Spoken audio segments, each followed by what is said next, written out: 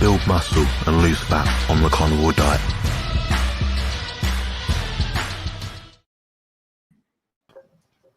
Hello guys, we are live today with Rick Charger-Mopar, 40-year-old carnivore, or 40 years carnivore. How you doing today? I'm doing pretty good. I just had my lunch. Nice one. Yeah, very good. Well, we're going to be answering everyone's questions today. I seem to be having issues with my socials at the moment. So if everyone's trying to get a hold of me through my website, it does work. Just pressing the go back home link. But anyway, what have you got for lunch? This is what's left. That was a T-bone, was it? That is correct. Wonder how I knew that. I'm a genius. Oh, well, you know, you're an expert in the field. Yeah, I've not had many T-bones myself, probably three or four in my lifetime. I get them when they're on sale. I love them. Love a T-bone steak. Yeah, meat's always nicer on the bone, I find. Oh, it is. Because you can chew on the bone, and I'm the oddball because I don't use a knife or fork. After my steak is cooked, I put it in the plate, I eat it, and I just chew on it. You know, like a regular person would chew on a protein bar, I'll chew on a steak. Yeah, I use a spoon mostly. Depends on what I'm eating. I think if it is a steak, I'll use a fork. Oh, there you go. I'm not big on I'm not big on spending extra time doing stuff or more than I have to. So I tend to put things in the air fryer. It cooks for as long as the setting makes it cook, then I just eat it. Oh, there you go. That makes sense. I do it on the stove because I have the griddle, the cast iron griddle. I just throw it on there. I'll go and do something outside or whatever, and I don't even bother to stand over it. I just let it cook, and when it smells good, it's ready to eat. I'll flip it a few times, and that's it. Nice one. Yeah, what I've been doing recently is I've been putting all my meat in a rice cooker. Obviously, no rice. I effectively just steam slow cook it. That's a good idea. I never tried that. Yeah, it works a bit like a pressure cooker. So if you like chicken, like flaky chicken, flaky beef, it comes out really good. It takes about 6 hours. So I put boiling hot water in it. I just put it on the cook option. Then just let it go, and it eventually dries out, so it runs out of water. So you can just leave it on warm, put water in it if you want. But right, I just tend to make the day. I put it in the day before, then cook it that way because it's warm automatically. I don't have to cook then, so I get more time in front of the screen to do stuff. That's make good. Things. Yeah. What have you been up to today then? Today I kind of took a day off. You know, normally I'd be out working, but I had so many things to do around here. I had to do some welding. I had a couple of projects I had to finish for customers. So I figured, I'll just do it today, and then I'll go and do my regular work tomorrow. Most people, I think, today are kind of worn out. They had the big football game last night, and I think a lot of them are still half worn out from yelling at the TV set. Yeah, it doesn't surprise me. I forgot football's on yesterday. Oh yeah, it's that Super Bowl. You know, a lot of people are crazy for that. The one good thing about it, I can smell all the barbecue cooking. Last night, I mean, I could smell people cooking pork and beef and all kinds of stuff, but you know, I'm not into football. Yeah, I played American football in uni for 3 years, and I quite enjoyed it. I enjoyed the social side of it for what it's worth. The game itself was just so slow. It took about 4 hours to get through a game. Yeah. We had an awful pitch, so we had a bit of a slightly wonky pitch. And it was always really wet. You know what it's like in England, so it's always raining. So it wasn't fun to play, and it was always horrible weather. Caked in mud. But luckily, most of the games I did play were in first year, and that was when I lived on campus. So I could just walk up from the field sort of thing. So I didn't get, on buses and stuff. But we used to play different counties, like different areas. So been to Bournemouth to play, been to Gloucester, Bristol, a few little places like that. So all within about maybe 50, 60, 70 miles. I didn't even know they played American football over there. I always thought it was more of a rugby kind of place. It is for the most part, yeah. It's just some sports universities tend to sort of take it under their wing a little bit. I think our rugby team's the same size as the American football team, but the rugby team was very cliquey. So unless you're already a top amateur sort of thing, it's like, well, who's this guy? And obviously me being the biggest, fastest, strongest guy on the pitch, I'd get mashed. So that's part of the problem with being tall or big. You just stick out like a sore thumb, which doesn't really help you in sports. But I did quite enjoy it. That's one of the reasons I don't like sports. Everybody wanted me to play basketball, but I never did. It's too hot. I figured, I'd rather stay inside the house in the air conditioning than go out there and run around a basketball court. The worst part is that all the basketball courts here were out in the sun. There's no trees. It would have been better if they would have had big trees over it, but I really don't like being in the sun if I don't have to be. I mean, I spend enough time there working anyway. Why would I want to force myself to go there? Yeah, makes sense. I mean, I had a lady today, not today, maybe a couple of days ago I was speaking with, and her problem could quite easily be solved by just getting outside more and doing more stuff, Like people always look at the diet and like, oh, I've got to get my protein this, my fat this, and beef only, lion diet, all this sort of stuff. And it's like, yeah, well, you're missing something obvious here, which is you don't leave the house. That's true. And it's quite sad, really, because the lady was like, I can't leave the house because I live in a valley. I was like, what do you mean? Well, can you actually go outside? Can you go outside? Like, can you see the sky from wherever you are?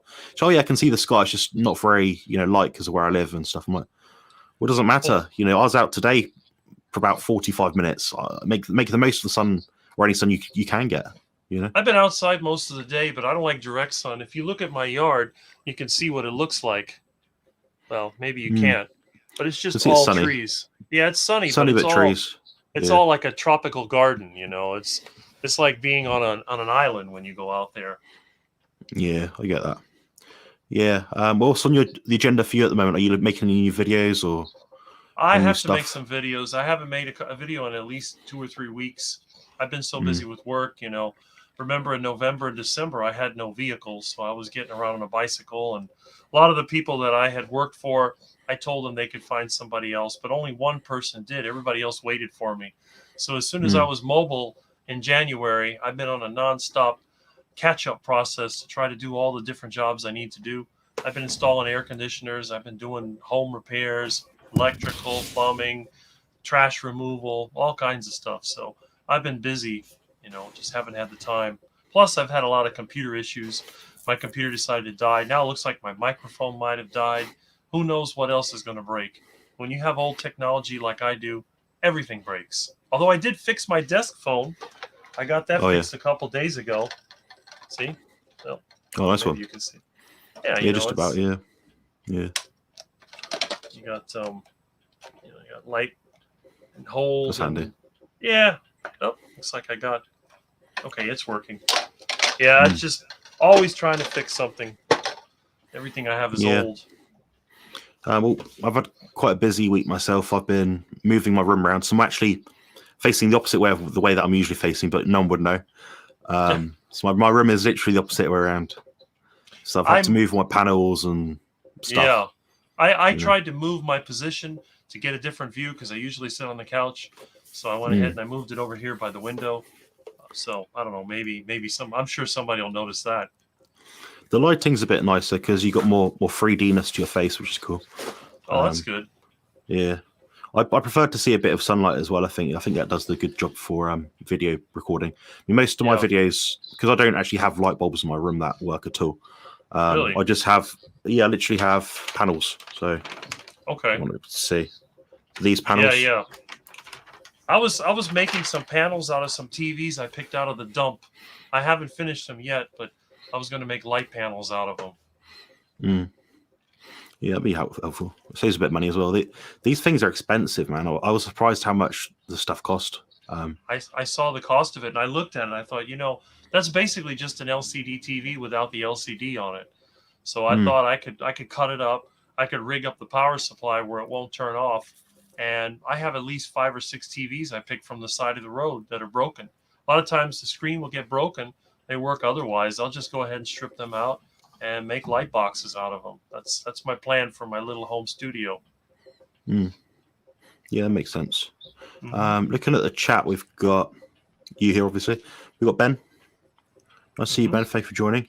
It's very quiet tonight, so please get your questions in sooner rather than later. My tailbone is wrecked.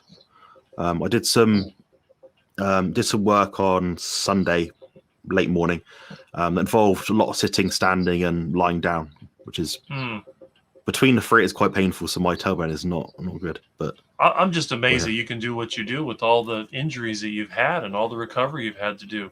You're really amazing. It's just I don't think people appreciate the effort that goes into what you do.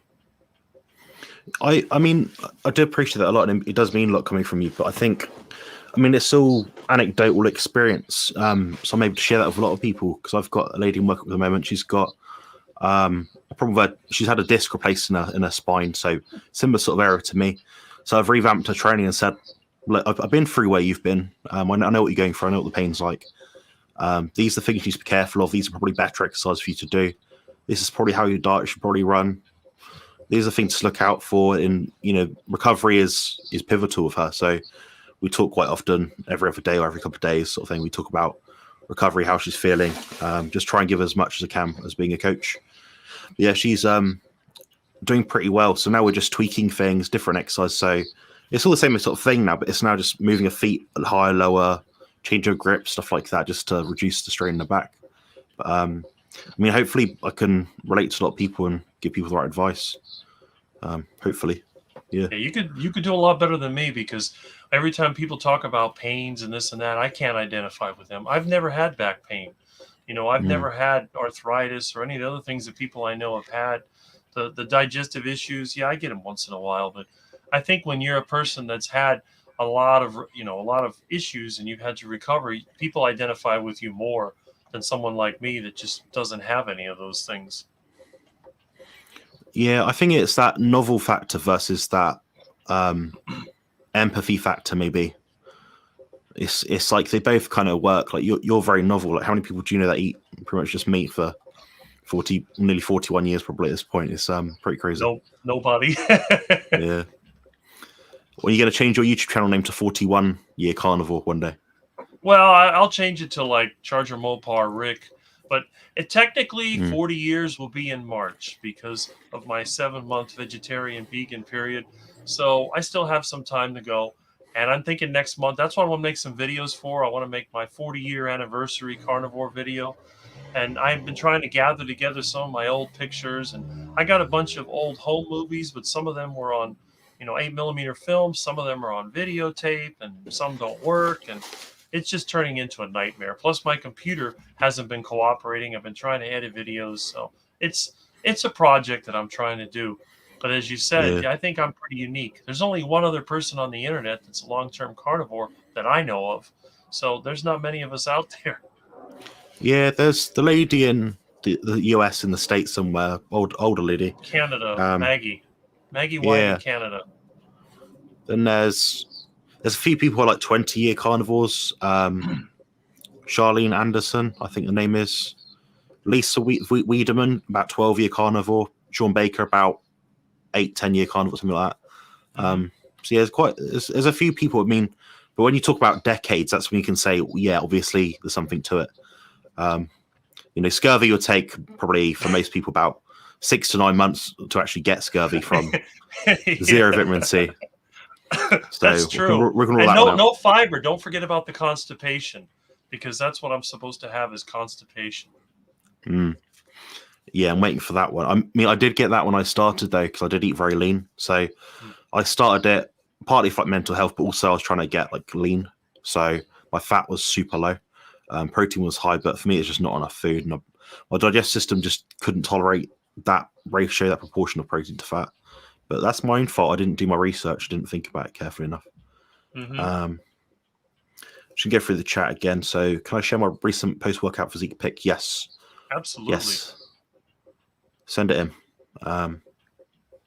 Happy Monday, Matthew. Thank you for joining. Also, thank you, Paul, for joining. Nice to see you. So the first question today is, what are your thoughts on BCAAs and EAs intra and post-workout? Any benefits or a waste of money? Rick, have you heard of these things? Oh, yeah. The branched chain amino acids, they were popular back in the 80s when I tried to work out. I tried it myself, but I didn't really notice any difference. But maybe because of the carnivore diet, it probably doesn't make a difference. I think they're largely a waste of time. I mean, that they could be used in like their raw, unflavored, unadditive form. They could be useful for people that maybe they can't eat a lot of food. Maybe just necking something like that in a bit of water is probably a bit easy for them. But outside of that, like extreme circumstances, I wouldn't recommend them at all.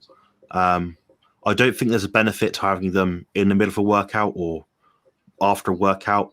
But what I would say is if someone is very low on food for some reason, or they've got some gut distress from other like real food, then maybe they could be useful adjunct. There's nothing in them that isn't in animal foods. The one thing people are concerned about with BCAAs is amino acid leucine, which is known to be the main trigger of muscle protein synthesis, so the regrowth and repair of new muscle tissue. The problem with that is you can get a significant amount through dairy, meat, and eggs, and also fish and other things like that. So it's largely pretty much redundant in a carnivore diet. I'd actually say I'm probably 100% confident that adding them to someone's diet wouldn't make any difference at all, unless they're eating a diet of a meal or a food low in leucine, so really low in leucine. So that's going to be maybe just eggs. I think that's not the highest in leucine. Dairy is the highest in leucine, then probably beef, chicken, maybe then eggs, in that kind of order. Fish is quite high as well. But yeah, I think it's largely a waste of money. I'd actually probably rather spend that. I'm guessing it's about £30 a month. I'd rather them spend the money on speaking to me for half an hour in a consultation. I have to promote my services here, but if you're worried about BCAs but you haven't spoken to me yet, you've got big problems. Big problems. Yeah, I did try these before, just my own anecdote, and I didn't notice difference at all. Exactly. No less soreness, nothing. No training performance benefit. I say for most people, if you can get about 3 grams of leucine per meal, so you can work out your meal, how much you're eating each day, it should be having 3 grams about 3 or 4 times a day. That's good for most people. My calculation is, from memory, I think it's 0.5 grams per kilogram of lean body mass, and that's per meal. And hypothetically, you can stimulate muscle protein synthesis about 4 to 5 times per day. I'll probably look at having 4 meals at most, and that's if you're eating a lot of food. So for most people, that's going to equate to about 10 to 15 grams of leucine per day. So look at your diet, Matthew. Look at your nutrition data, if you can work it out. Work out how much leucine you're getting in. Are you getting 10, 15 grams a day? Yeah. Okay, don't worry about it. Waste of money in that sense. But yeah, that's what I think towards that. John, if I sent you a pic, kind of low quality, but it's fun to share. I'll have a look. I'm assuming that's on the Google, called Google Mail. No,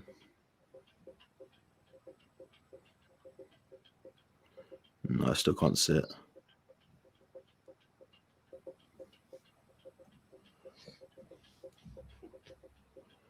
If it's on socials, don't social me. No, nothing's come through on any email or any social. So I'll check the spam folder as well. So I don't know. If you let me know where it is, I'll be able to find it. Charles Washington's a 15-year carnivore started the zeroing in on health online group back. That's right. Yeah. Yeah, that was probably one of the 3rd or 4th people that I came across. A black gentleman, quite happy-go-lucky, quite a friendly sort of guy. He eats a lot of bacon. He probably eats quite a similar diet to you, Rick. He's not big on like spending loads of money on stuff and trying to get the primest cuts or everything. You know, he's quite what's cheap in the supermarket that I particularly like. I think his wife follows it as well. So yeah, that's cool. Good to know. Rick, what is that piece of equipment behind you? Gutenberg's press. Is that a printer? That's my color laser jet. That's what I used to have in my office, but it's over here in my little room. What is this? CP2025. It's an older color laser jet. Nice one. I also have my stereo here too. How does that pump out? Is that good? Or? It's pretty powerful. I mean, I've got big speakers in the front. I use that. It's hooked up to the computer, so whenever I want to watch a YouTube video or anything. Plus, I also have speakers around the house in my PA system.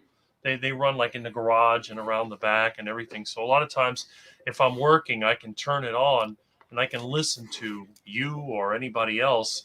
And normally when I watch your videos, I sit at the computer so that I can type it in. But a lot of the other videos, the carnivore videos, I'll just listen to it while I'm doing work. Yeah, are there any you particularly like at the moment? Is there any like channel stands out as like a new up and coming or something you think, oh, I can relate to this person, you know? Up and coming, there's been a couple of them, but I can't remember their names offhand. There was one person that just started the carnivore diet about 2 months ago, and he's already seeing a lot of improvement. I tell you, I wish I could get my friend that went off the vegan diet to come on some of these channels, because he's like a whole different man. I mean, not only has he gotten rid of his digestive issues, but he also cured his ED. Although his girlfriend, I think, is a little mad about that. But you wouldn't believe the change he's made. He's not even carnivore. He's just meat-based keto. And to have that much improvement in about 4 months, I mean, that's amazing. I don't think I've ever seen anybody get that much better that quickly. But I guess when you've been a vegan for over 15 years, you know, and a vegetarian for another 10 more years than that, I could see where eating meat would make a really big difference. Yeah, I think your body just sucks it up, doesn't it? Like how I'd relate that to bodybuilding is, if I go to a bodybuilding show, I actually gain probably the most amount of muscle in the weeks after the show, because body's like, oh, you're feeding me more now. I can actually train, put energy into the gym. My body's recovering, my body's healing up. So your output's better. So your body's trying to keep you in that right frame of mind, saying, oh, I feel happy now. Let's continue to do what we're doing, and I'll reward you. So that's true. It makes a big difference, you know. And to see somebody that was always trying to pressure me to go back on plant-based, and then finally, it was almost like he did what I did. You know, I went on the plant-based diet because I was just tired of everybody telling me about it. And so he went on the keto diet to prove me wrong. Well, now he doesn't want to get out of it. Every day he looks forward to his food, you know. Now he doesn't even want to go back to the vegetables. I told him it's only a matter of time before you'll go full carnivore. I think the only reason he hasn't is because his girlfriend has all those nasty vegetables, and I guess he has to eat some of that just to relate. Oh, that, and the other thing that he's had is a lot of tooth issues. You know, he's had to have root canal and crowns and all that. And I was telling him I haven't been to a dentist since 1986, and now he's thinking, oh, you know, maybe the diet will help with that too. I said, yeah, when you're not eating all that plant material and sucking down all that fruit, it gives your teeth a break. Yeah, that's cool. Yeah. Going back to like the amino acids and things. So Matthew finds collagen and tryptophan supplements useful before bed because they help him sleep better and stuff. Yeah, they probably will do. Collagen's got a lot of glycine in it, so that works out all right if you ask me. Tryptophan, I'm not the biggest fan of that one, ironically, considering its name, but I don't know. I feel like it's sometimes better to let your body create the hormone through the precursors rather than just chuck the original thing in it. If that makes sense. So, like, if I'm trying to think, for example, if we know, like, going back to the point of leucine, if we know leucine's anabolic and helps you build muscle, well, it's better to give the body food that provides that than take the amino acid. But if it's working, go ahead and carry on. I mean, I'm not going to fault someone for finding a anecdotal benefit. Sometimes I'll use a collagen supplement before bed. Not really that I use it often. It's like I'll use it every now and then if I'm thirsty before bed, and I think, well, fancy something flavored, so I get it's like a tropical flavor sort of thing. It kind of covers the taste of the collagen a little bit, so yeah, not too bad. Now, Rick, have you ever had heart attack duck? Of course I have. Duck fried in beef tallow. It is the best duck you'll ever have. After you've had that, you won't even want a ribeye steak. It's really good. Nice one. I know Karen looking for Mike's thing. I don't. Did you email it to me? Is it my drive? Where is it? I don't know. I want to see what he looks like. I'm sure he's made a lot of progress. Oh, found it. Ignore that. Ah. Found it. Okay. So I can protect his information. I'm going to download it and not put his email up on the screen because it's probably personal. Bear with me, guys. I'm not the best at this sort of thing. Take your time. Yeah. I don't like rushing, as I think everyone knows now. I messed around so much of videos today, honestly. It'd shock you. You know, rushing is when you start having problems, you make mistakes, you have accidents. I tell everybody, just settle down. It takes a little longer. It's fine. I'm just going to get to Ben's question quickly, because he left a super chat, but are there any peptides comparable to TRT? Good question. Do your own research. Don't go online and buy it just because I've said it something. But I'd look at HMG, HCG, triptorelin, and clomiphene citrate. They're the only things which will boost your natural testosterone without putting testosterone in your body that I know of. But they will have their own unique side effects, their own stuff that they do. I'm not a world expert on them. I think they probably do work. People say they work. Do they work? I don't know. Couldn't say. But yeah, I would look at those sort of things. That's about it. Hopefully that's useful anyway. Gives you an answer. So yeah, you know, it makes you wonder because people are always concerned about testosterone levels, and I would think that your body would make what you need if you're healthy enough to use it. I think a lot of times people get into the TRT before they fix the underlying health problems. And I've talked to a few guys online that have commented on my channel, and they tell me that simply by changing their diet and lifestyle, their testosterone went up. And I've known other people that had low testosterone, but yet they were making gains in the gym and they were feeling healthy. So maybe the blood test isn't 100% accurate. And I've also heard, this is what I've seen, is that depending on how stressed a person is and what time they're taking their test may affect the levels. So I think in addition to just the numbers, I think getting healthy is the first thing you need to do, and then you can worry about that later. yeah, I agree with that. I mean, that's like TRT is a medical intervention. It's the last port of call. It's the point where you've tried everything else and nothing seems to work. I would, in my honest opinion, I'd use TRT over using an over-the-counter supplement just because they don't work. A herb isn't going to give you triple your testosterone if yours is 3 times lower than what it's meant to be. You know, the studies we have on those sort of herbal extracts things, they say you might get 5-10% increase. Okay, so what? If it's that, if you got the testosterone level of a 90-year-old man and you're 30 years old, you got bigger problems. So I don't think a short-term intervention like that is going to be helpful. So there's some instances where just using the medical route is better, but I'll personally look at the other things first. But I've got a kind of, I'm not sure if it's a question or not, but has Rick considered keeping geese? They lay very large eggs. I don't, maybe when I move to the country, the problem is I live in a suburb where you technically can't keep any birds, and they're really noisy. Every time that we've had geese, I mean, they make lots of noise, and they're worse than the ducks. But the eggs are big, and goose meat is tasty because I've eaten it before. It's actually very good. Maybe when I move to the country, I'll have some geese. Plus, we have another related bird that's not actually a goose, but it's called an Egyptian goose. It's actually a type of duck. It's somewhere between a Muscovy duck and a goose, and they're wild around here. And I haven't cooked one of them yet, but I'm thinking about it. Nice one. Yeah, I've had geese eggs before. They're really nice, absurdly nice. They just don't lay here very often. I think there's like a month or something where they lay, or very limited time frame. So, yeah, I'm going to go to the thing. So this is Mike's meal. I'll eat that. Oh, absolutely. And I'm going to find his picture as well. There we go. Looking good. Looking good. Respectable, quite lean. Wow. Looks great. Yeah, pretty good.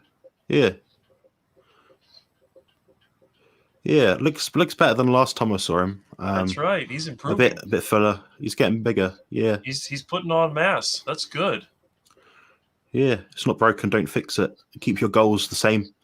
Don't do rucking and 20-mile runs and stuff because you might just ruin everything you've put together. So whatever you're doing now probably works. Impressive. Well, I think he was sleeping on the floor and he's eating lion diet and it's looking good. Yeah, nice one. Yes, that's Pro Rhymal Mike, if anyone's wondering. He's in the chat right now. And I'll just put him on the screen so you guys can see that's who it is, that guy. Nice one. A question from Matthew. So, does Rick season his food with salt? It depends on the food. I never put salt on steaks or any other ruminant meat. If I have deer meat or if I have lamb or whatever, I never put salt on it. I do sometimes put salt on chicken because salt on heart attack chicken is really good. And sometimes I'll salt the eggs. I'll put a little bit on there. Pork, once in a while. I may, if it's a pork shoulder that's not too fatty, I'll salt it. But if it's got a lot of fat, I won't salt it. Generally, the more fat something has, the less salt that I'll ever use. That's interesting. I really think like hydrating yourself through fat, like we kind of talked about this before, just works better because it seems to be the perfect way for the body to sustain itself. And it kind of makes sense because if we'd just eat fatty meat back in the day, because we'd eat, the skin, the gristle, all the fatty stuff. Now we trim it all because the butchers do that sort of stuff, and because that's where the culture is. Yeah, it kind of makes sense. I mean, when I've increased my fat intake, my salt intake's gone down a lot. But now, because my fat is about half of what it was a month and a half ago, I'm salting my food quite a bit. So I'm actually putting a bit of salt on now, which is interesting. So yeah, it's funny because I've noticed that, and now you're having the same experience.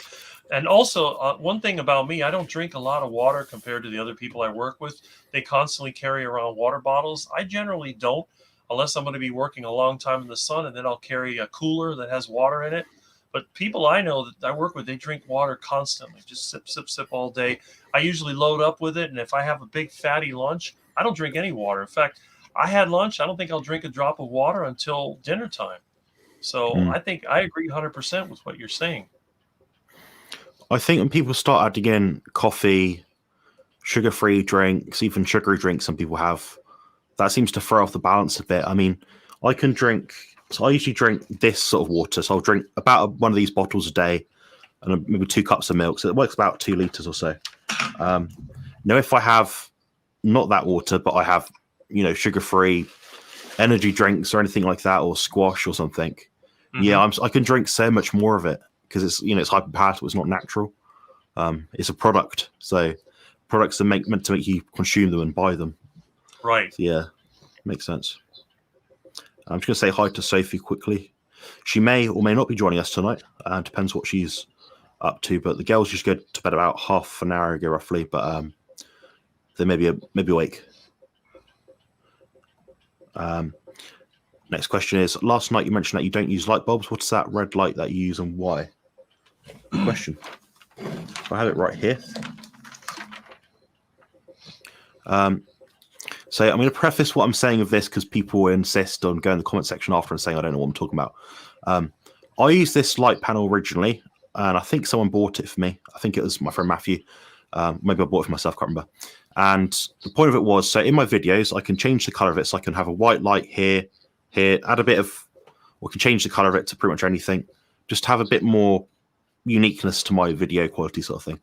I soon realized I could switch to red, have it on a bright red. And I started to notice, oh, wow, I feel more relaxed with this around me. Like my heart rate was lower, like significantly lower, to the point where I was like, okay, this isn't placebo.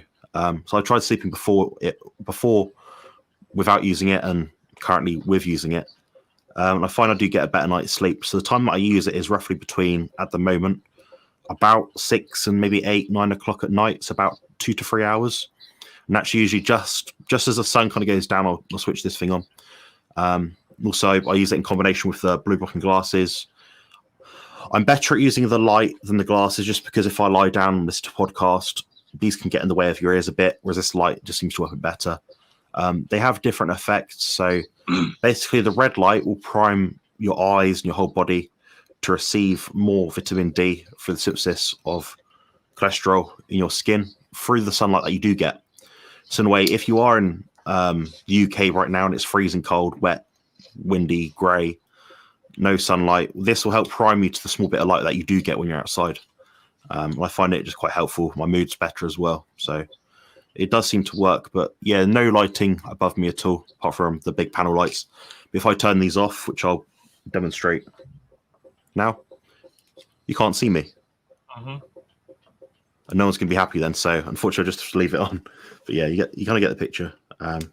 It's interesting. Since the 1980s, I have neon lights in my bedroom. I actually made a video showing it. And I remember those that are red lights. Yeah, I put that back in like the late 80s, I guess 1987 or 8. So they've been there ever since.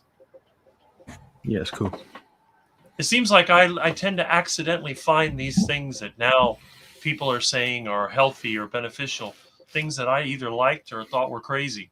That seems to be the story of my life. Yeah, I think There's a lot of I don't want to say dogma. I'm not sure what the word is, but there's a lot of people out there who are like, oh no, if you use this light at this time, it's wrong, and if you use this kind of thing, it's not LED, but it is infrared, but it isn't this or isn't that. I think people get overhyped about it. At the end of the day, we sort of go by how we feel. Do I sleep better using it? Yes. So it's worthwhile for me, and I think it cost me like £35. So it's quite, I think for what it is, quite cheap on Amazon. I've had it nearly a year now, maybe. Yeah, I recommend them. For it's a good investment for your money. I can do the same with my lights here. So I have these filters that you can kind of see here. So I can put more on so it gets more red, obviously. Yes, I can do that kind of thing. That pretty much red lights me as well, which is quite cool. That's better probably for the lighting up of the room though. But yeah, I think for anyone that doesn't know, light exposure, the right exposure is my number 2 health hack. So if you're not implementing blue blocking glasses, you've not got a screen cover, some sort of red screen cover, a blue light filter on your phone, some sort of red light, maybe you're probably missing out on something. That's my phone. Your phone has no screen on it. There's a red light on it though. It does have a red light, see? Yeah. Especially if I'm on hold.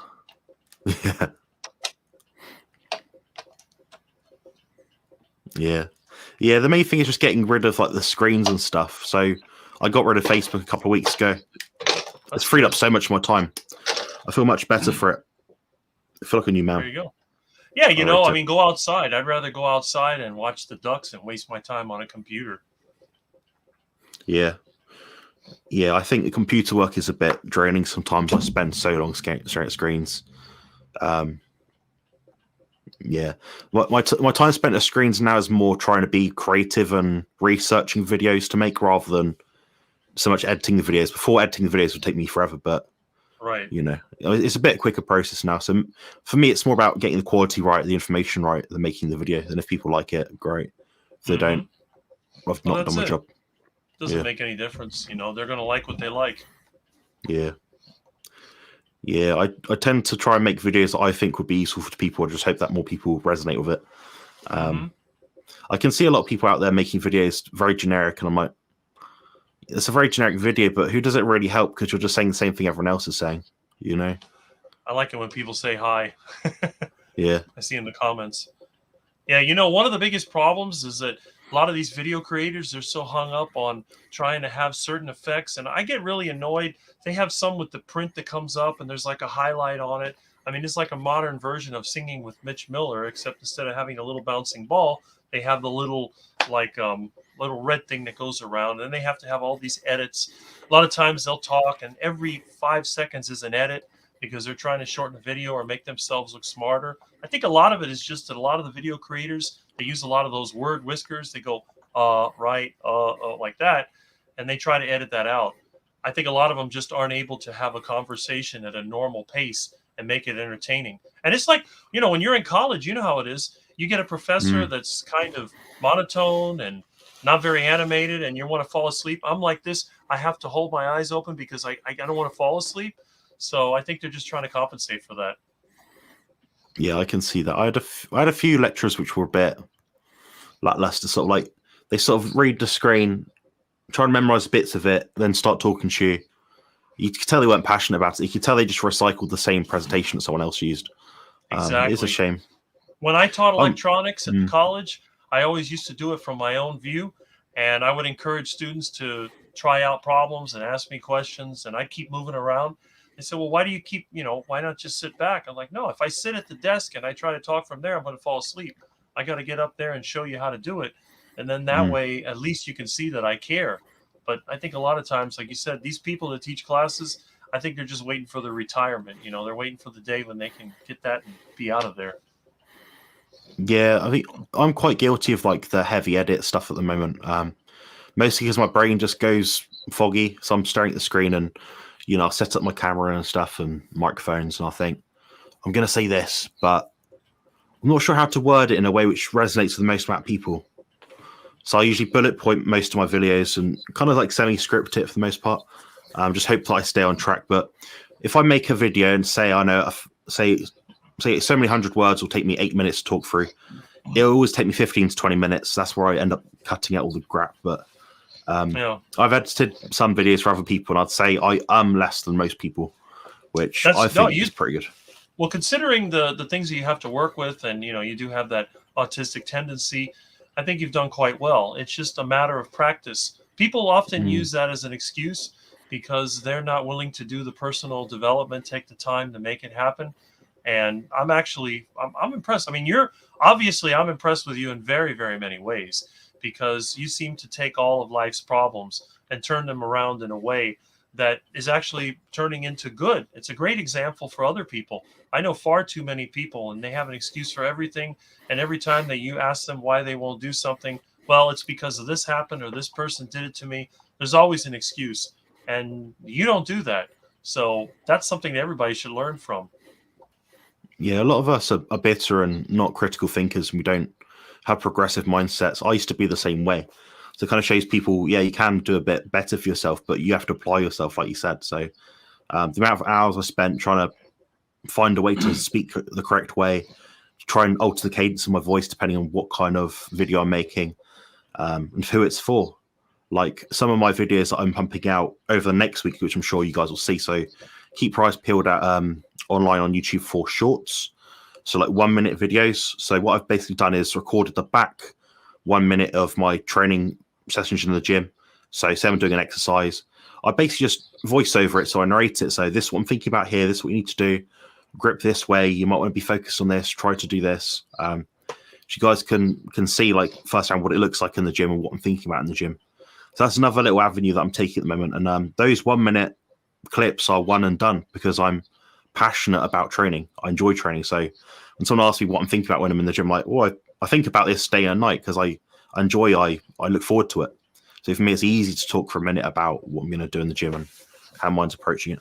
So yeah, I get that. We'll get back to the chat now because people are getting upset. Mike's been doing heavy lifts and sprints. Not bad for not eating carbs to fuel my workouts and be healthy. Yeah, you're maintaining good leanness as well. So good job. Mm-hmm. Yeah. Looks awesome. He does. How's the bear Stanley was against salty food? I've heard of him. Have you heard of him? Yes, I've heard of him. Yeah, I read his book. I think it's book or memoirs or FAQs about 3 times over. I thought it was quite interesting. Mm-hmm. Yeah, I thought it was pretty interesting. So you guys can look that up yourself, like type in the Bear Carnivore Diet PDF download, something like that. You'll be able to find a copy of it.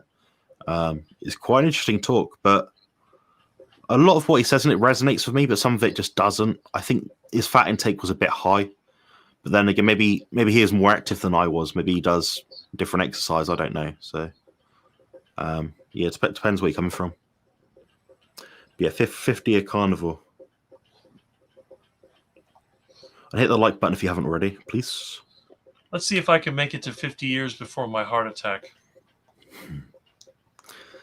Yeah, you should do a coronary artery calcium scan one day if you get a chance to. Yeah, that's true. Oh, get an EKG and stuff. And yeah, well, I mean, they have the home EKG thing that you can do, but I don't know. I tell everybody if I was going to have a heart attack for sure, I wouldn't be able to run back and forth, chase iguanas, ride bike, go up and down stairs. Most of the people I know that have had heart disease, they have symptoms. The first thing that always seems to hit them is that they have difficulty breathing at times. That seems to be one of the first symptoms. I've never had that in my life. I don't know what shortness of breath is. Even when I pushed my car half a mile when it broke down, my legs hurt long before I run out of breath. That's what happens to me. If I'm working too hard, the muscles start to get sore and it becomes difficult to do anything. But in terms of breathing hard, that doesn't really happen. For me, it's a little bit easier because relative to my height, I'm very heavy. But it's very individual specific. I mean, when I was about 13, so I was doing a lot of sprint training. Honestly, Rick, I was doing like 15 hours a week of activity, and that's proper activity. It wasn't like walking around. I was doing sprints, runs, jogs, powerlifting, strength training, all sorts of stuff. I think I was doing a bit of gymnastics as well at one point, rugby, and I was so fit. Like you couldn't wear me out. It's unbelievable. A year after that all sort of started, I got chronic fatigue, a glandular fever, mononucleosis. That just wrecked me, and that was obviously the point where I got my injury, for anyone who doesn't know. So from there, I can kind of picture in my head what I was like about 15, 16 years ago. Sometimes I reminisce a bit and think that'd be nice to still do, because my mind still works that way. Like I still feel like, yeah, if my back was good, I'd be able to sprint really fast. I could lift something stupidly heavy, but now it's like, oh, it's just not worth it. So I live in the past a bit in that sense, but it's nice to look back at, and I can always get fitter, which means I'm not going to be doing it on a treadmill. I'm going to be doing it on elliptical train or something low impact, or in a pool or something, you know. Mm-hmm. So, all right, we get to the next bit. So, regards from outside, +2 degrees Celsius. I'm earthing now listening to you folks. Great. I don't know what the weather's like here. It's probably like 6 degrees here, maybe 5 degrees. It's quite cold. It's 84 degrees Fahrenheit right here. I'm not sure what that is, but it's probably hotter. Oh, it's hotter. Definitely hotter. Yeah, you're getting there. Yeah, Matthew, I'd like to hear your... Appreciate that. Yeah, I'd like to hear your story one day, Matthew. What you found useful and what's going on with you, because I know you're like quite a young chap, probably similar-ish sort of age to me. I couldn't say. Yeah, I'll be interested in seeing what you do. I know you do a lot of gym stuff, but I would be curious. We'll have to get you on one day if you're up for it, Matthew. You just need a mobile phone to just talk, and that's about it. Is eating double clotted cream a way of diluting deuterium? Good question. Rick, what do you think? I've got an answer. I'm not sure, but my view really is that deuterium is more of a plant-based food, and if you're eating something that has a lot of fat in it, that would be depleted deuterium. So that does seem like a possibility, but I don't know if it would dilute it. I mean, you wouldn't be putting any more in, I guess. I'm not sure if it would dilute it or not. I think first you'd have to find a test which recognizes how much deuterium you have in your body. Then you have to work out, okay, is the food or drink that you're having lower in deuterium relative in concentration to what you do have in your body at that time? So if your body is walking around right now, say 140 parts per million, and say you found out that double cream was, I don't think it is, but say it was 130, we've decreased it by a little bit. And obviously there's a lot of water content in double cream, so you'd be depleting it to a greater degree than if you, say, had a ribeye steak, which is part protein, part water. So, yeah. Personally, the less processed an animal food is, the lower deuterium it is. And also, if it is grass-fed, organic, pasture-raised, all this sort of stuff, then it's going to be lower deuterium. If it is a wild animal, so you're thinking wild game, boar, maybe pheasant, maybe deer, something like that, that's going to be a lot lower in deuterium than something which is grown up in a field or put into a slaughterhouse, because there's less processing going on because it's given its natural diet. So when an animal has its natural diet, the deuterium content within it will be a bit lower. But I couldn't speak on the amount in double cream. I just know the more you process something, the higher it is. If you could get raw, it'd be a bit better. But yeah, that's my take on it. And I think it's one of those things that will just happen over time anyway. If you're active, if you sweat a lot, you're outside, you'll deplete deuterium faster than anyone else. Rick will deplete deuterium where he is right now faster than I will. He's probably sweating buckets sometimes, or at least his body's getting rid of a lot of extra water that he probably doesn't need, if he is getting any. So, yeah. It's one of those questions I often see on a lot of live streams, and I can't measure it, and I couldn't tell you. But there's a way of finding out some foods, but generally the sugary foods, the sugary plant foods are higher in deuterium. The grass-fed animal fats, in particular, are low in deuterium. MCT oil or coconut oil is low in deuterium. The more natural it is, the better, apparently. But yeah, that's all the questions we've got so far. So very good. Is there anything you wanted to mention today, Rick, while we're on here?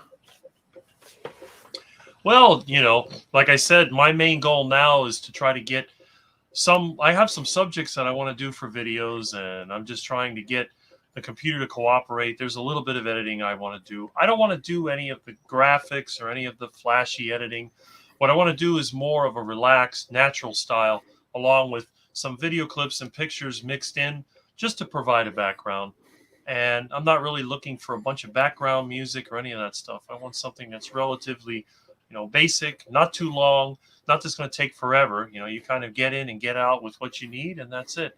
And at the same time, be interesting. Yeah, if you get stuck with it, I think I've said before, but if you get stuck, you can, if you take it on your phone, for example, upload it to Google Drive. You can get, I think it's 50 gigabytes of free data storage.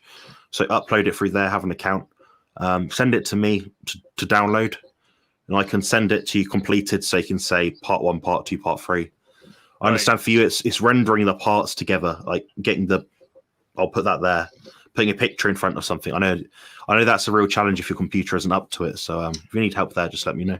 That's always a challenge. Well, hopefully, I mean, I've been collecting more computer junk, so hopefully soon I'll have something that'll be relatively powerful. I don't know how many cores or what type of processor you need to do decent video rendering, but I don't know. Hopefully, something will turn up. Yeah, I mean, I can tell you what I use, and I think what I use is sufficient. So it's an i7 Intel Core, Hmm. 16 gigabytes of RAM, 500 gigabytes of data, which for me right now is probably not that much because I've added in some stock videos to my pre-recorded videos now. They take up a lot of space, so I'll have a 5-second snippet of someone walking across a field or something. Okay, that's 100 megabytes just gone like that. Imagine you've got 50, 100 of them on your laptop. Then all the videos backlogged that you're saving, because I tend to record about 3 weeks worth in advance. You can see how you'd run out of space quickly. But for you, if you're doing limited edits, yeah, just I'd say maybe 8 to 10 gigabytes of RAM, i7 processor, 250 gigabytes of data will probably do the job. Yeah, I've got an i7 on this laptop that I'm using, and I don't know exactly. I think I have 16 gigabytes of RAM because that's all that I can stick in this computer. Sounds like I have something equivalent to what you do, but I guess for some reason, this computer, I had trouble with the keyboard. The space bar kept getting stuck. There was some type of, I guess the person that I got it from, they spilled coffee on the or something. It took me forever to clean it up. All that black, tarry, nasty stuff in there. I had to clean it several times with alcohol. And I guess in the cleaning process, it wasn't perfect, but now it seems like it's working much better. Because what would happen a lot of times when I tried to run the render program, and I'm using Kden Live with Linux, and sometimes it would just shut off for no reason. And I noticed that when I was chatting, sometimes space would just go along. So I go, okay, maybe there's something wrong with the keyboard. And I took it apart, and it's one of those lighted keyboards, so it's a little unique. But I was able to carefully disassemble it, clean it with denatured alcohol, put it back together, and so far so good. So maybe I'll have better success than I had before. Maybe, yeah. Yeah, I'm not sure what the issue could be. It could be just the editing program you're using, maybe. I don't know. I used one before called Winsoft Video. It's like £40 a year, so about $50, and it is absolute trash. It is the worst software I've ever used in my life. Wow. Embarrassingly bad. But I use Power Director Ultimate or something like that now. The Adobe software? No, I use, it's just called Power Director. Okay.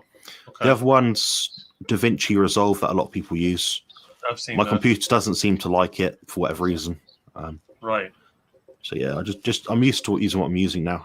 Does the job, and I can actually edit videos on my phone. So the videos that are coming up soon, so the 1-minute videos in the gym I was talking about, they're all made on my phone. Literally, just sat on my phone under the cover of my bed, because I can edit in my bed on my phone with that, with like shorts and stuff, because it's comfortable, so it doesn't cause me pain to sit up at a computer for 10 hours straight. So.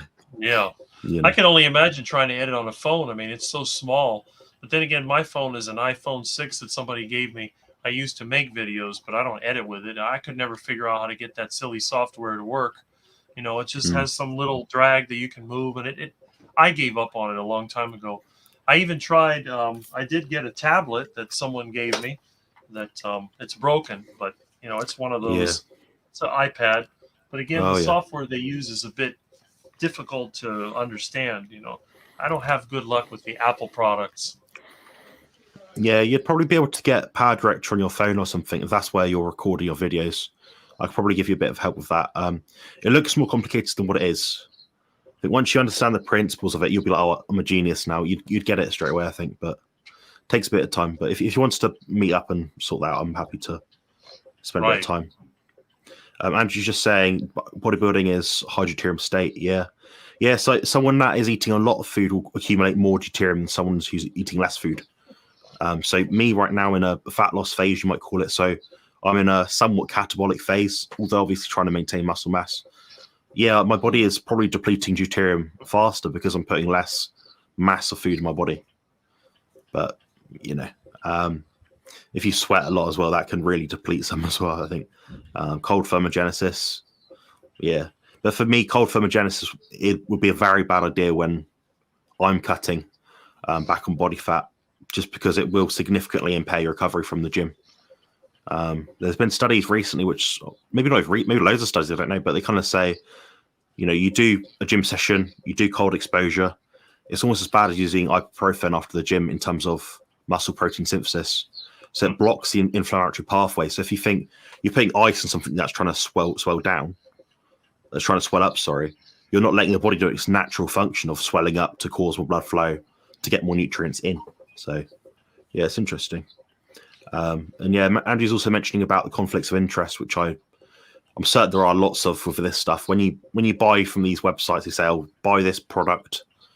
So DDW water, whatever it is called, you link it back, conflicts of interest. Oh, this guy owns it. He made the study, and it's like, it's hard. I mean, I couldn't really say because it's just speculation, but it's hard to say if, okay, this person absolutely doesn't care about people, just wants to make money, or he thinks so much of it that he's made a product from it. I don't know. Mm-hmm. Do you know much about deuterium at all, Rick? Have you thought much about that in your diet? And I haven't really thought about it in terms of a diet. I know it from a chemistry perspective. I mean, it's just basically a hydrogen atom.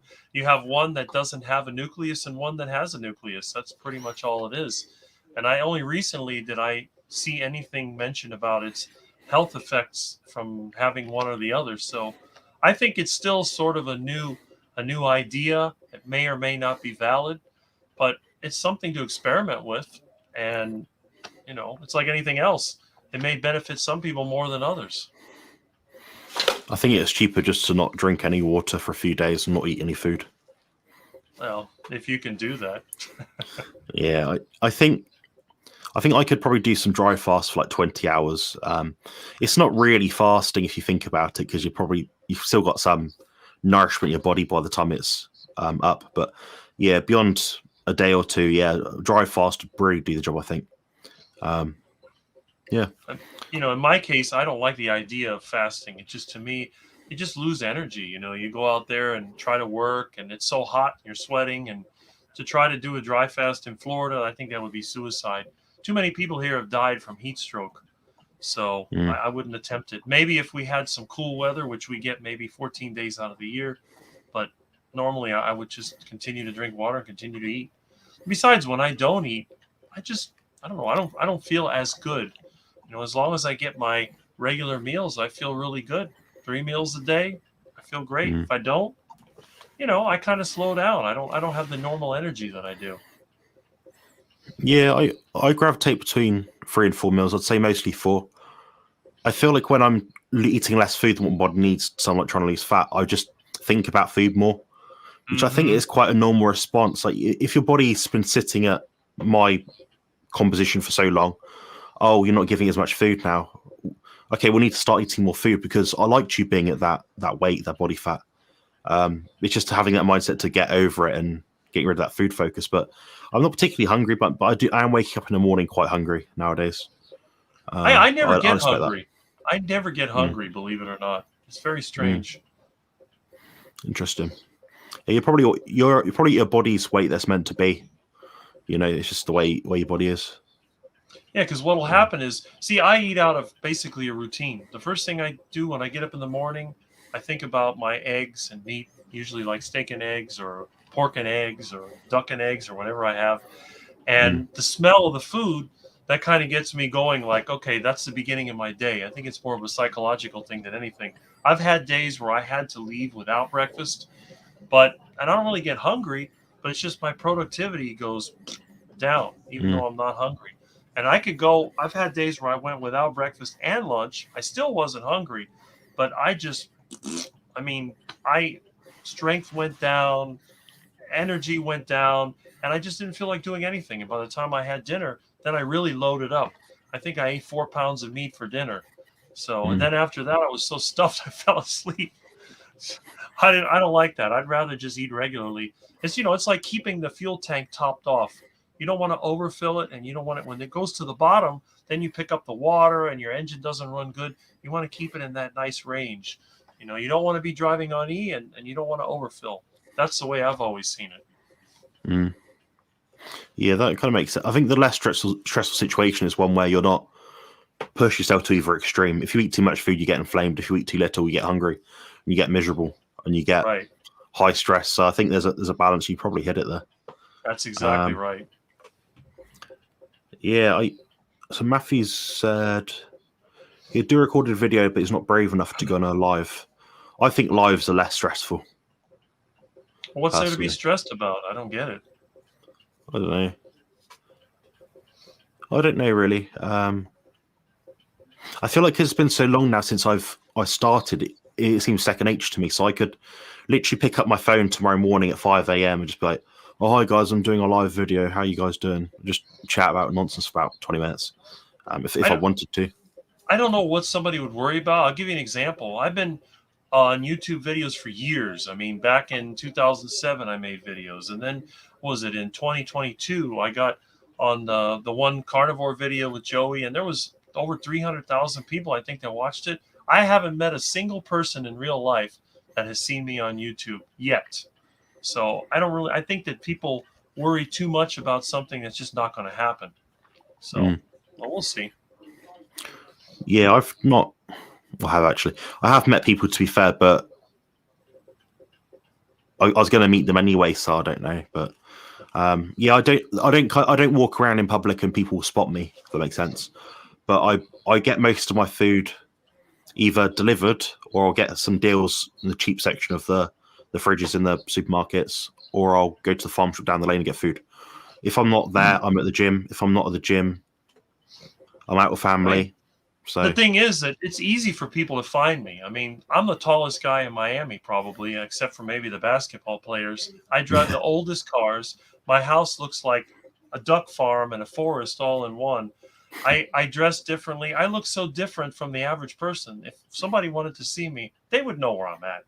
And half the time, if I'm not in my car, I'm riding around on my bike along the canal. I mean, you don't see too many 6'6" people riding on a bike over there, trying to feed ducks and trying to grab them. So it's not like, if somebody wanted to find me, it'd be pretty easy to do. That makes sense. Yeah, I'm going to wrap up in a minute, guys. So if you've got any questions, get them in the last few minutes. Rich Smith has an excellent video of Zoe Harkham on how corrupt the food industry is. Highly recommended. I think I watched part of that earlier. I thought it was quite interesting, but then I had to have a little rest because I got quite tired. I get tired this time of year. I think it's natural with like the weather and the weather, the dark nights and short days maybe. Yeah. Do you notice anything at all with your like sleep patterns in the seasons at all, Rick? Yes and no. Normally, I pretty much go to bed and wake up at the same time. Generally, I'm in bed by midnight and I get up around 8. But I notice that as the days get shorter, I tend to get up earlier. Of course, there is a time change as well. So what's 8 now will be 7 then.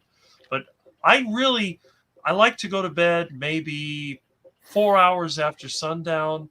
And I generally like to get up just about the time that the sun comes up. So my sleep patterns are more connected to like the natural world. Plus the fact that I have windows all over the house and I tend to leave them, well, if they're not open, it's too hot for the air conditioning on, but a lot of times the blinds will be open. My neighbors, though, they almost all have the windows covered, and I don't understand this. You go from all these houses, all the windows have something blocking them. I don't know if they just don't like looking outside or what it is. But with me, I leave it open, except sometimes at night I'll close it. But the weather and then being outside, working outside, I can feel sometimes like in the middle of the day around this time, I may feel like I'm starting to wind down, like I'm getting more relaxed. So I can tell pretty much noon, 3 o'clock, 6 o'clock. And I have a really good sense of timing. People ask me, what time is it? I'm usually accurate within 30 minutes, and I don't wear a watch. I'm one of those people, I don't like to wear watches, jewelry, or anything. I don't even like to carry a phone. That's why I don't have a cell phone. So I just like to look outside and see. Yeah, it's funny. So I wear a necklace, so a silver necklace, about I'd say most days of the week. I usually take it off at night time. I don't wear watches, obviously, because I'll break them. I'm very clumsy. I do carry a phone around with me everywhere. If I go anywhere in the house, I seem to carry it with me. Just because I'm really bad at really good at missing calls. I seem to get a lot of calls at the moment, but half of them are important, half of them aren't. Well, Yeah. normally when people call me, they wait till I go to the bathroom. But the joke's on them because there's a telephone in every room. In fact, there's 2 or 3 phones in some of these rooms because I'm a telephone collector. So when my phone rings, the bells ring everywhere. I have phones outside too. I have pay phones in my yard. And I do have a cordless phone I can carry with me when I'm working on something. But generally, I don't like wireless devices. Everything I have is wired. In fact, even the laptop I'm using, it's wired. Everything is wired. Yeah, I had this problem before. For you guys, you'd remember, Rick. I had the problem with like the Wi-Fi and stuff and the internet connection. Yeah. I can't change the Wi-Fi, but the Wi-Fi seems to be okay now. I've actually moved the laptop's probably 4 or 5 foot closer to the main router, so maybe that makes a difference. Yeah. And yeah, headphones, wires. These are Bluetooth, so I can just Bluetooth it. But why do I want EMFs from a Bluetooth device going straight from my skull if they don't have to? And a wire is going to be more reliable than a signal. Well, that's the other thing. When you have wireless, you have too much interference. There's too many things that can go wrong. And I have a lot of equipment. In fact, my telephone system is mostly mechanical. And a lot of times when you dial, it goes click, clack, clunk, clunk. And you can actually hear it on the wireless devices. I also have welders and motors, and there's all kinds of gadgets here. So as long as everything's wired, I don't have any problems. Do you use the payphone at all? Oh, yes, I use it all the time. I even have a video. I had several videos on my channel even before I went on the Carnivore channels that shows my payphone, taking it apart. I use it all the time. I've had people call people on the payphone. The weirdest thing I ever had, when it was disconnected, I was fixing it. I had somebody come, and they said they were going to call their relatives. And I thought, how are you going to call your relatives? It's broken. So this girl is talking on the phone. I think she's lost her mind. But evidently, there's some kind of thing called a wind phone where people go out there and they imagine. It's like an imaginary phone. I guess it's like a play school phone when you're a kid. So that's the strangest thing I've ever seen. But technically, you can call anywhere because it's got a regular phone number. It uses my Google Voice number. And also, there's a network of telephone collectors called CNET, and you can call some of them too. You have to put a quarter in, but it gives you your quarter back when you're done making the call. I rigged it up that way just for nostalgia purposes. But, I've had people put money in there and they forget to take the money back. So I guess I get to keep that. If you carry on talking, Rick, I'm going to see if I can find all my old phones. I've got like 10 of them. Oh. You'll be quite impressed. Hold on. Okay. This will be good.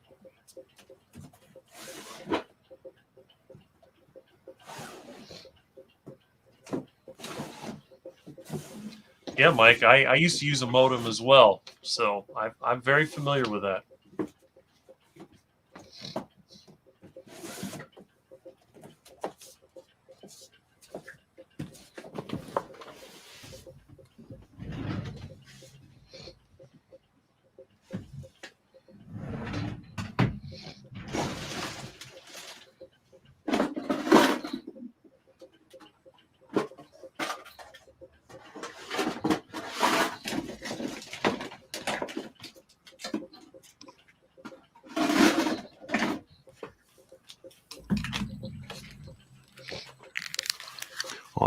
I'd have to dig them up another time. I got rid of about a quarter of everything I owned earlier last week, and they're in a box somewhere. There's like 10 or 11 of them. But there's like mobile phones, but like the original. Nokia I have my original Motorola brick phone, the Dynatac. I still have my first. I have a collection of them here. I've got the latest Motorola. Oh, there you go. That's the upgrade.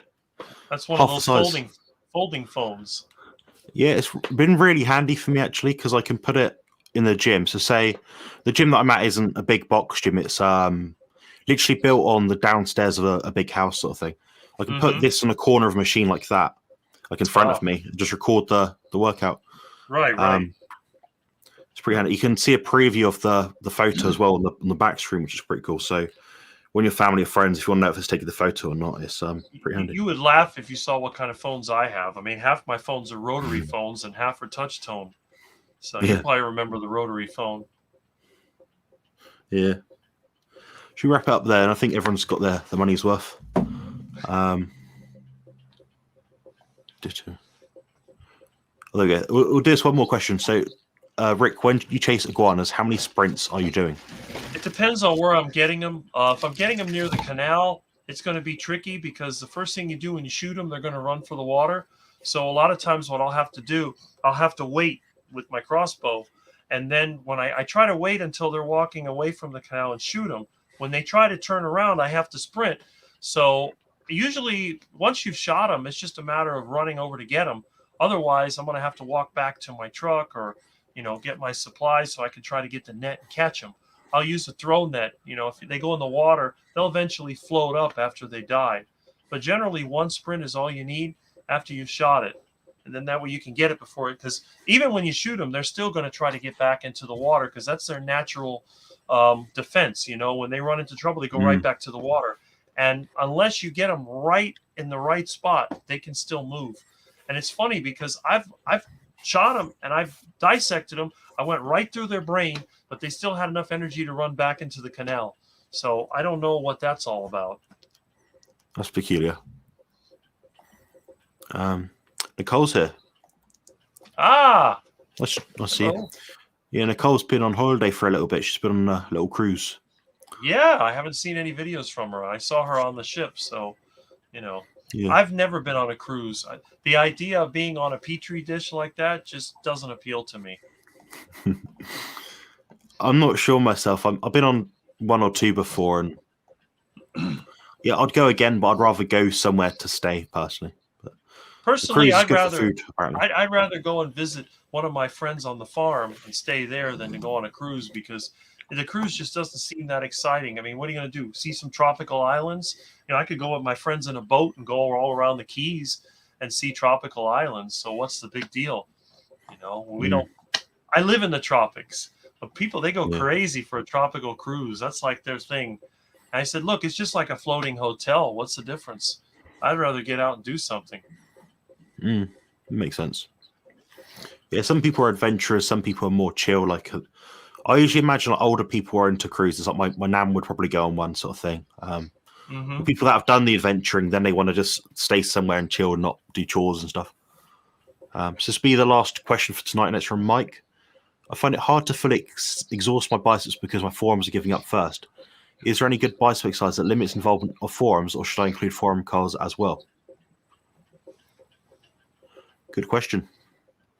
That's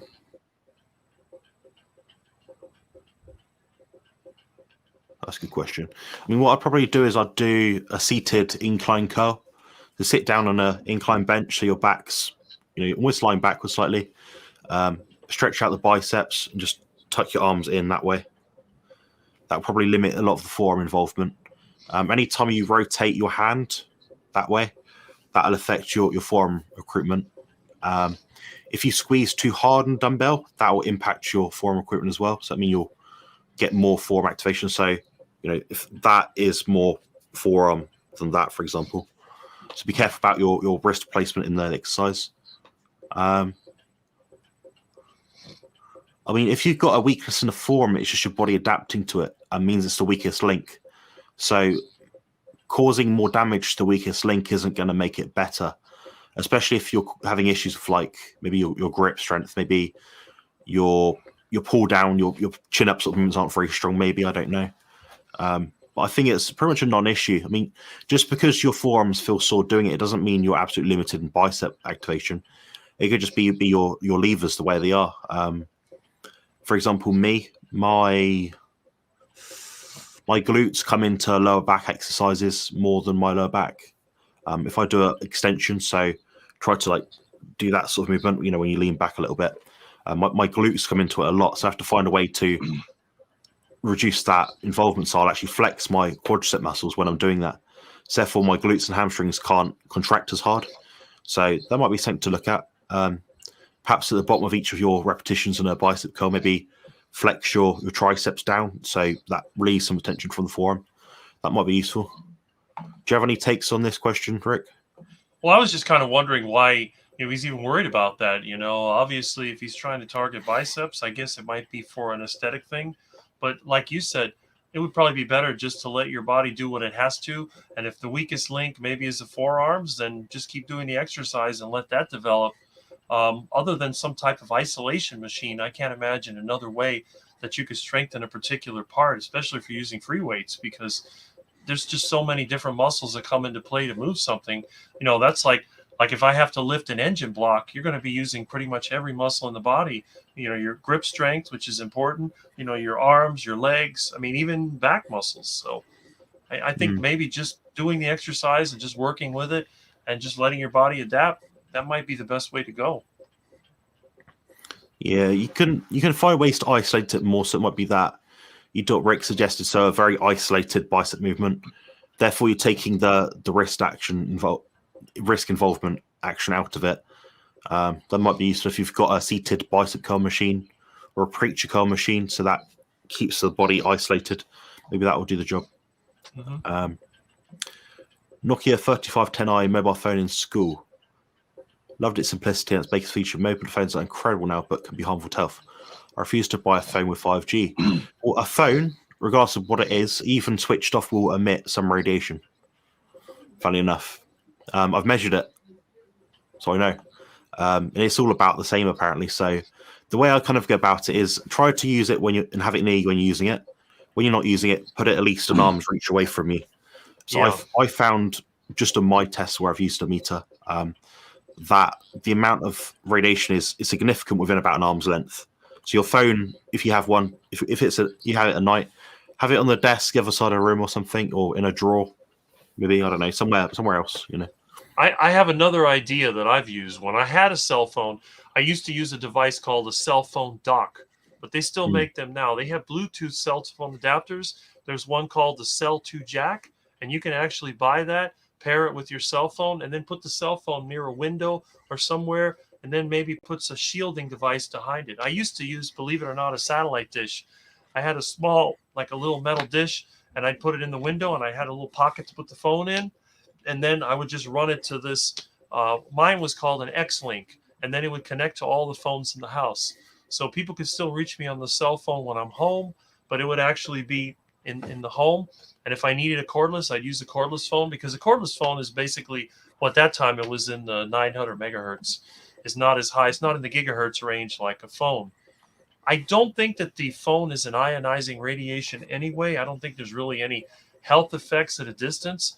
But from the research that I've seen, some people do get effects at close range. I can actually keep some people awake at night.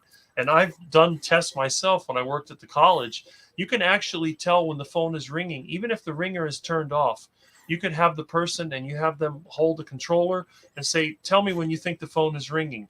And at least 60% of the time, they can figure out when the phone is ringing, because not so much the ringing, but the signal, because it sends a signal to the phone and then the phone has to send pinging back. And every so often, you're going to get that signal coming back to give the location of the phone. But if you must have the phone available, think about one of those cell phone devices, because, if you like using a wired phone, then it'll be a better solution. Plus, you get better reception. I know people that live in apartments or in houses where they can't get good reception. They put the phone in one place and then they just use it with the other phone somewhere else. That's interesting. I'll have to look at that. I like a nice train journey across Europe. I would as well if I could sit on a train for that long. I'd like a plane journey as well. Yeah, I like the idea of just going through country, like on a bus or a coach or something, seeing what's around you. I used to travel a long way to get to work. Really? Both college and work were at least an hour and a half each direction. So it's a long way to travel for a man of my age, but I didn't enjoy it very much. I enjoyed the scenery, but the road was like almost like terrain, like it's like wobbly and jolting, not relaxing. A train is smoother. That's right. Yeah. Mostly. I'm not so much in my area, which is annoying because I'm in the southwest of England. the train service here is quite poor, quite slow, but Well, the train tracks are abysmal. the trains are pretty bad here too. But the thing is that I hate aircraft because aircraft, they put the seats too close together. And when you're 6'6", plus all the people that sit next to me are fat and disgusting. And no offense to you fat people, but there's nothing worse than being next to somebody who's fat, because they just take up all your space, and they breathe like you can hear them breathe all the time. It's very, very annoying. And then you have to sit there, and there's nowhere to go. But at least on the train, you can get up and walk around. And some trains even have multiple cars. They may have a dining car. They may have a lounge or a place where you can sit. That's a good thing, even though it's a slower way to travel. It's a shame that we don't have better trains in the U.S. because I would probably travel more, if I had the money to do so, because I'd go on the train even though it takes longer, just because it's more enjoyable. Mm. Yeah, the train. There's a conference coming up in, I think, May this year, and the price for me to go wasn't too expensive. So there and back, I'd say about 2 hours each way or so. About $80, something like that.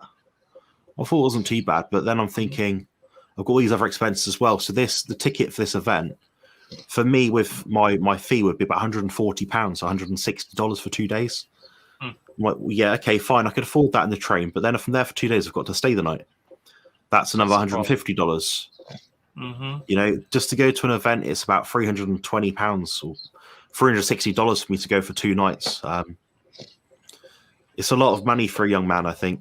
Yeah, it's a lot of money for anybody. I wouldn't do it. Yeah. I don't have that kind of money. Yeah, I'll see if they'll do a special deal for me. That is with a special deal, by the way. But I'll see if they're a more special deal. I think the only time I'll go to a conference is if I'm invited. Other than that, I'm not going to bother. Yeah.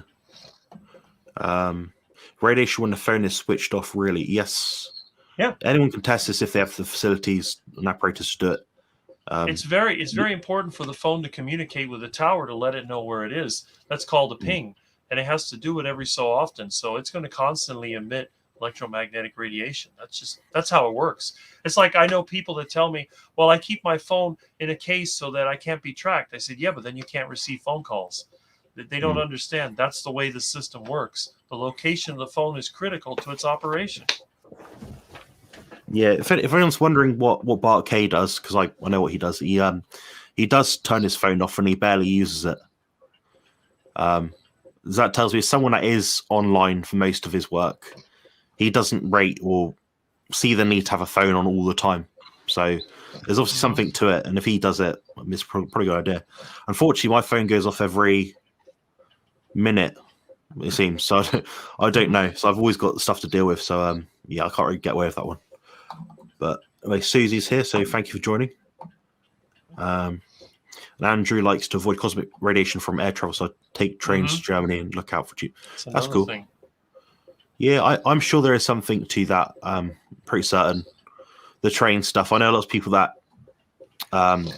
travel by plane, and they're like, oh, every time I get traveling, I get ill. I'm like, I don't think it's natural to be how many thousand feet above ground level. I don't know if what it's worth. It probably affects your sleep as well. Then all the stuff inside the aircraft, and all the people around you that you probably have never met or not had their bacteria before. So it's a earlier cesspit or something. Yeah, the aircraft, it uses a turbine of the engine to pressurize the cabin. So you have basically, if there's any leaks in the engine, you're going to have that leaking in, mixing in with the air. So I don't see that as being a great way to go. And plus, it's so cold up in the sky, they use heat from the engine as well to keep the inside of the cabin warm. The last time I went on an aircraft was in 2005, and that was for a convention that we went to in Las Vegas. I haven't been on one since, and I don't miss it. I hate air travel. Hate it. My brother wants me to go to Vegas this year with him, and also to Amsterdam. Amsterdam's a maybe. If you do go to Las Vegas, make sure you stop at the Heart Attack Grill. What do you think I'll order? Quadruple bypass burger. How many is that? Is that just 4? That's 4. Yeah, that's like my heart attack burger. Yeah. I went somewhere recently, Rick, and there were 8 burger patties. They have that too. They call it an octuple bypass burger. So it was a food challenge. So I thought, sod it. So I'm going to compete this year in bodybuilding, hopefully. I'm not going to have the chance to sort of eat whatever again for a while, at least. So I thought, sod it. So my friend asked me, oh, do you want to go for this meal challenge thing? And it was an 8 big patties, not crappy like quarter pounders. It was like half pounders sort of patties. That's cheese, loads of cheese, like boring cheese. Some sauce, a bun, which is all right. Then loads of French fries. So you had to eat all of it. I think the meal probably weighed about 3 or 4 kilos. You had to eat all of it in under 20 minutes to like win it, or some people get it free. I did it in 2 hours, but most people don't finish it. So I was like, well, if I'm going to jack up my body doing this, I might as well just completely finish it. But it did take me so long. That's the problem. I mean, the fries is I don't like potatoes. I hate potatoes. If I was going to eat fries, I'd have to eat plantain fries, fried heart attack style. If they fry fries and seed oils, the smell of it makes me want to throw up. It's just terrible. But but I do once in a while. One of these days, I'll make a video where I make some heart attack fries. I got nice plantains out there in my yard, and I get some beef tallow and put it in there, and I'll make a heart attack burger with 4 patties. I knock out a heart attack burger in about 10 minutes when I'm in a hurry. When I want to enjoy myself, I'll go for 20 minutes. And it's very satisfying. 4 half-pound patties with cheese. I used to use bacon. I don't really use bacon anymore. I just add, the buns are pork rinds, so who needs bacon, right? And they're so good compared to a regular bun. A regular bun's kind of mushy, but a pork rind bun, it has that nice little crunch to it. When you bite into it, it's different than a bread bun.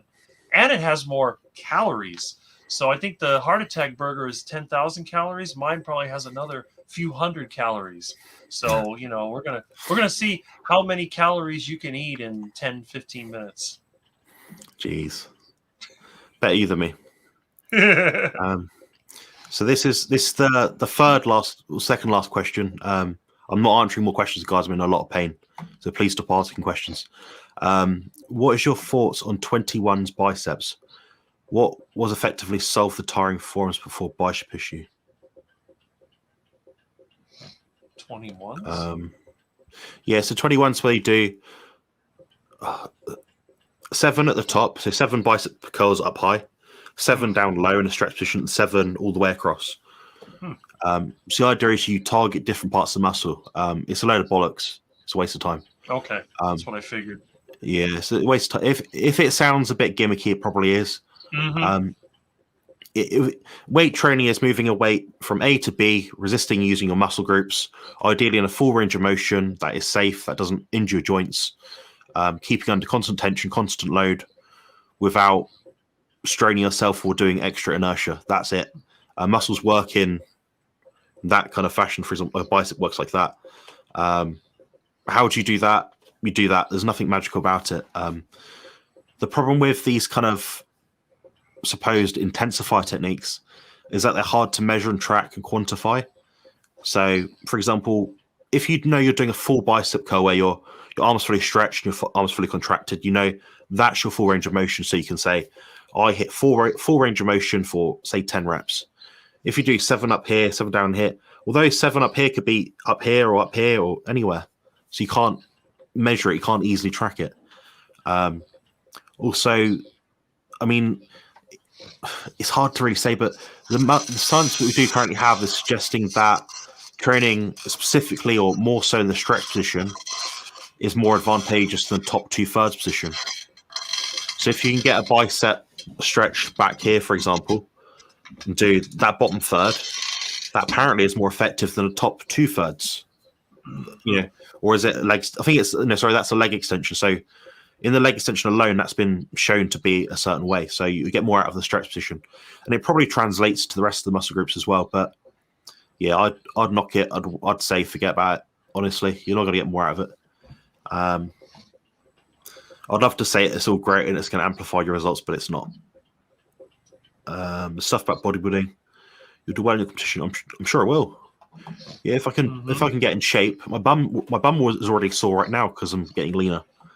So I'm at that point now. I'm thinking, oh God, I'm gonna have to put more pads and more pillows to sit on. Yeah, I recorded a video recently, something about what was the worst comment I've got or the stupidest comment ever, and it was like about a month ago, and I think you guys know because I flagged it up and made a massive commotion of it. I said, "Oh, this guy said I was fat," and I was like, "What?" I had like faint ab lines at that point in time, so I wasn't fat by any means. I wasn't shredded, but I wasn't fat. But now I do have abs and all that sort of thing. So yeah, I'm not too concerned about that. But yeah, I do get an astronomical amount of trolls compared to anyone else on YouTube in this space. Well, that And means they you're do more hound me on popular. socials. Well, it translates to more views, hopefully, but it doesn't. More subscribers, but I think I blocked most of them now. I've got about 80 people blocked on YouTube. Oh, wow. So that speaks volumes, and I haven't even got to all of them yet. I'm sure there's more. I know I've been blocked for most of the vegan channels, so hey, Mm. welcome to the club. Yeah, you're not allowed to comment on the live streams anymore because you question them too much about their logic. Oh yeah, I mean they keep talking about colon cancer risk, and then it's constipation, and you're going to gain weight, and it's all calories in, calories out. It's just ridiculous. I mean it's actually funny. I laugh at it. I love to watch some of these vegan channels. As you know, I have my favorite, the 50-year-old vegan snake oil salesman. It's so funny. He has the phoniest sort of preachy. This guy is just a riot. Yeah.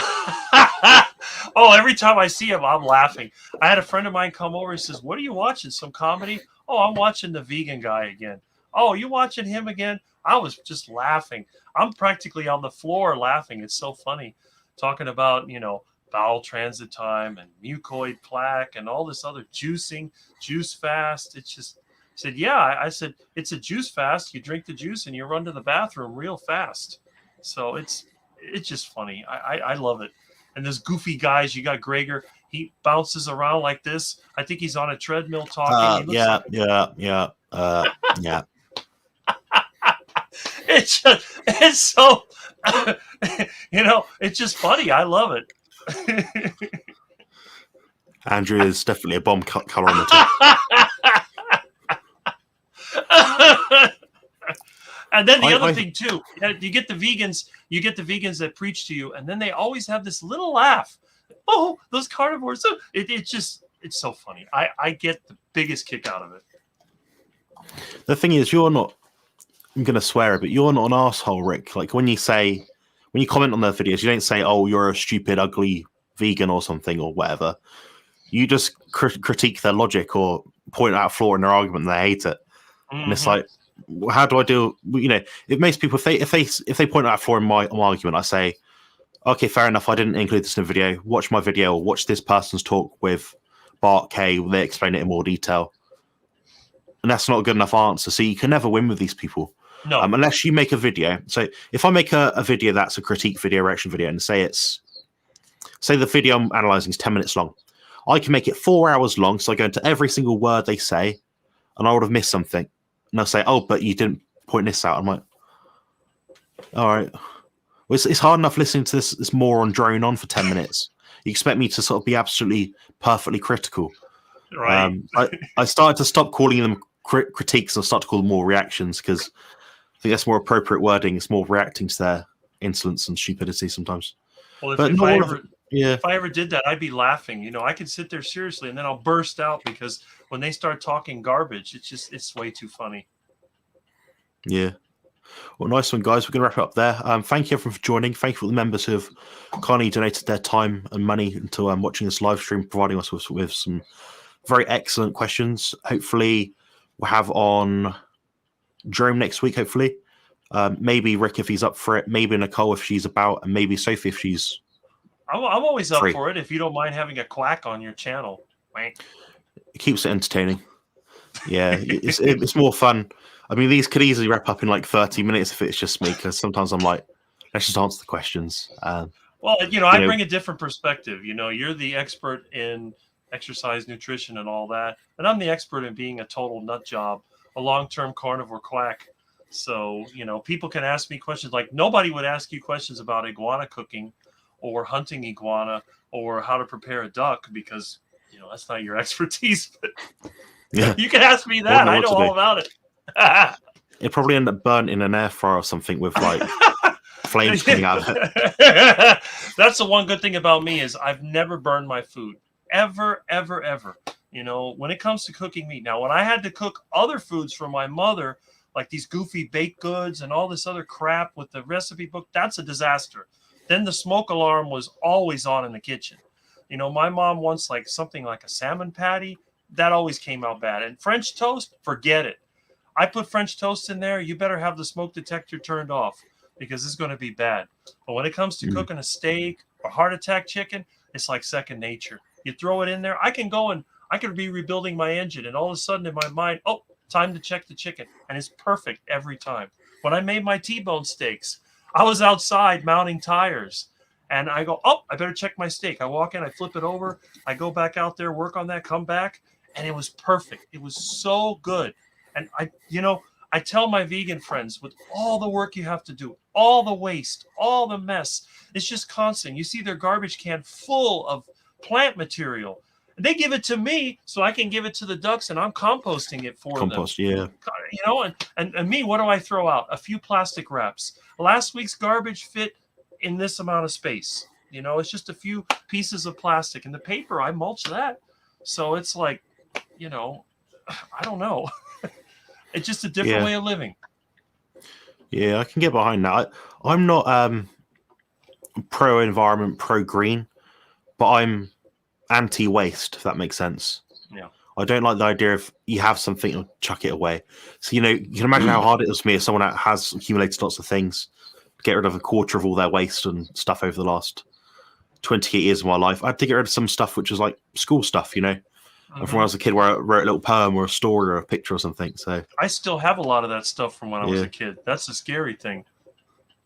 Yeah, I think some of it you can keep. If it's something you're proud of or you remember doing it, it's like, oh, it's nice to look back sometimes. I kept some of my certificates and things for good behaviour. So if anyone ever wonders, oh, what you like in school, I was actually well behaved, apparently. I got a lot of detentions. I have a collection of detentions. I was always in trouble. Constantly. I spent more time in the principal's office than I did in the classroom. I was. Yeah, sounds like my stepdad. The thing is, I was bored in school. It was extremely boring, and I just didn't feel like I was doing anything. You know, I'm one of those people. This is why I don't like sports, because I can't be a spectator. I have to be involved. If I'm not involved in something, if I'm not involved, I get bored with it, and I can't learn just by a lecture. I have to have something, like you said, active, where I'm doing something and I'm seeing a result. And when it goes that way, it works really well for me. If I do something and then it works, and if it doesn't work, I learn. I try something else, and I keep making adjustments until eventually I get it right. And that's always worked for me. So that's why I didn't do so well in school. But then again, when I switched my diet, then my grades went up. I went from being a C student to straight A's. Was it the carnivore diet? I don't know. But whatever it was great. Because not only did I grow taller than almost anybody else, but I had a straight A average. I got a scholarship to college. You know, it all kind of fits together, I guess. Yeah. Yeah, I'm looking forward to that video you make at some point when you put it all together. But anyway, in the meantime, guys, I'm going to let you all go. Thank you for joining, and I'll see you guys soon. Cheers. Right. Tomorrow is the live stream, 7 p.m. Team GB Carnivores, me, Richard Smith, Phil Escott, and Ben Hunt. That's about it. See you there. Cheers.